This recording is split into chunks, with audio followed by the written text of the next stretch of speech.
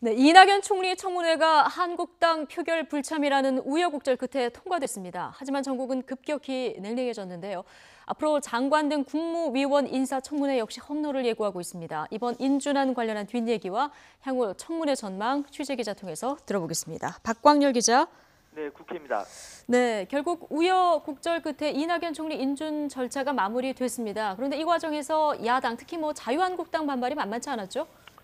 네, 야권도 초반에는 총리 인준안 통과에 대해 비교적 긍정적이었는데요.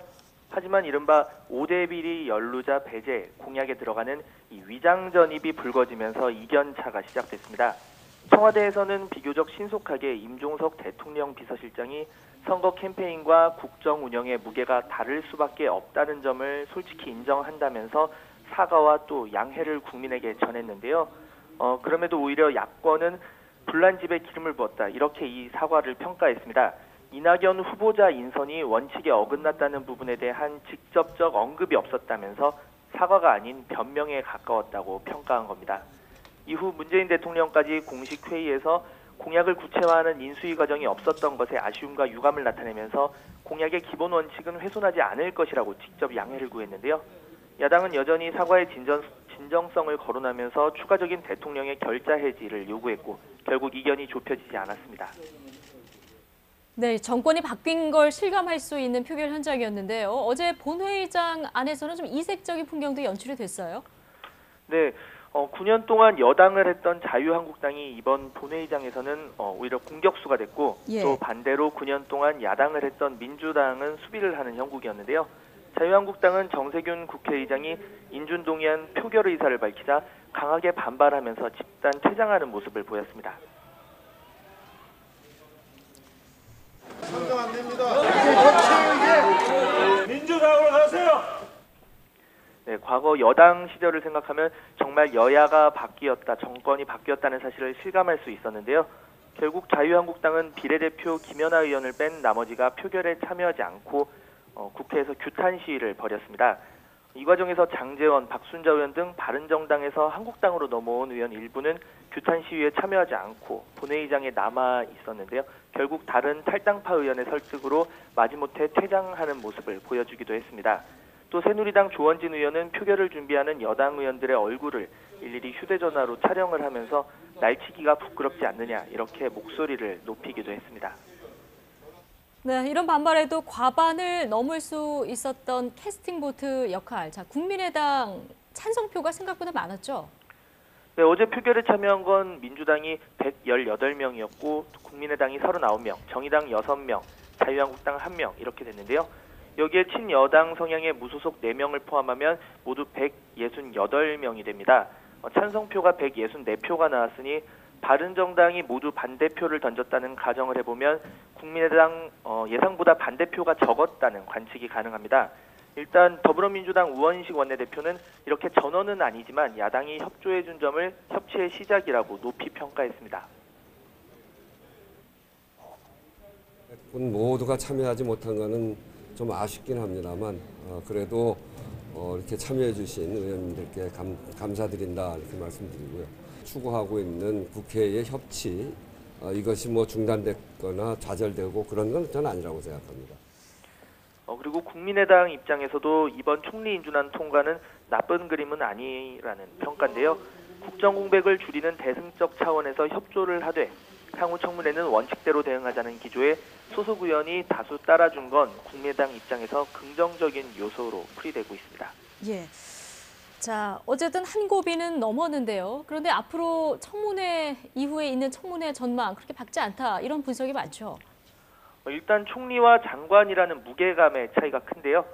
내각을 총괄하는 총리에 비해서 장관급 국무위원 후보자에 대해서는 국정 발목을 잡는다는 부담과 비판 가능성이 덜하기 때문에 더 적극적인 검증이 가능하다는 겁니다. 기준이 달라지는 것은 아니지만 이렇게 이 조기 내각 구성에 협조하지 않는다고 하는 그런 어떤 부담에서 자유로울 수 있겠죠. 그런 만큼 자유한국당 역시 그야말로 벼르고 있다, 이런 표현이 적합할 것 같은데요.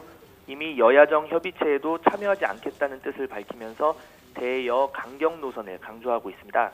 또 이미 김상조, 강경화 후보자 등이 5대 비리자 배제 원칙과 관련해 몇몇 문제가 드러난 상황입니다. 그러다 보니 모든 장관이 청문회를 통과하기는 어려울 것이라는 관측이 여당 내에서도 조심스레 나오고 있는데요. 일단 김상조 공정거래위원장 후보는 재벌개혁이나 경제정책, 경제민주화 등 부분에 강한 영향력을 발휘할 수 있습니다. 거기에 청문회도 아직 총리 인준 후폭풍이 가라앉지 않은 내일 실시됩니다. 그러다 보니 더 혹독한 검증이 이어질 것이고 자칫 현 정부 낙마 1호 국무위원 후보자가 되는 것 아니냐 이런 관측도 조심스레 나오고 있습니다. 예. 자, 이런 분위기라면 강경화 외교부 장관 후보자의 청문회 통과도 낙관할 수만은 없는 상황인 것 같습니다. 네, 강경화 후보자의 경우 여당과 야당의 온도차가 다소 있는데요. 강 후보자는 개인 신상뿐 아니라 또 비외무고시 출신이고 대외부처에서 주로 활동해서 외교부 부처 장악력이 다소 떨어지지 않을까 이런 의문이 있는 것도 사실입니다. 이에 대해 여당 측은 능력만큼은 문제가 없다는 입장인데요. 특히 강 후보자 청문회에서는 장관으로서의 쟁점과 또 능력 부분을 적극적으로 검증하겠다면서 청문회 준비에 매진하는 모습입니다. 반면 야당의 입장은 다소 다른데요. 일단 강 후보자의 위장 전입과 증여세 늑장 납부 등 의혹을 철저 검증하겠다는 입장입니다. 또 설마 2명 이상을 한 번에 낙마시키겠냐 이런 일부 시선에 대해서는 철저히 원칙대로 검증해서 2명이 아니라 3명이 문제가 된다면 3명이라도 쉽게 동의하지 않겠다 이런 강경한 반응입니다. 강 후보자가 또 여당 내에서도 일부 우려를 표하는 부분이 있는데요. 앞서 강 후보자가 지난달 29일 퇴근길 해명으로 논란이 된 적이 있습니다. 청와대가 위장 전입에 개입하지 않았던 남편에게 사실을 물어봐서 친척 집에 위장 전입했다 이런 오해가 있었다고 설명을 했는데요. 청와대 측에서 저희 남편한테 연락을 한 모양이고요. 엄마가 단독으로 한 일이었는데 청와대 쪽에서 물어보니까 혹시 아마 그게 친척집이었지 않아? 이렇게 쉽게 대답을 한 모양인데 발표 직후 이를 바로 잡았어야 하지 않느냐는 질문에 대해서는 뒤늦게 청와대 발표를 자신이 번복하기는 어려웠다고 답변했지만 이 해명이 적절했는지에 대해서는 논란이 일었습니다. 결국 국민을 대표해 각국과 협상에 나서야 할 강 후보자가 얼마나 국민을 상대로 진솔한 해명과 사과를 청문회에서 보여주느냐, 그래서 야당 의원의 마음을 움직이느냐가 마지막 변수가 될 것으로 보입니다. 지금까지 국회에서 YTN 박광렬입니다.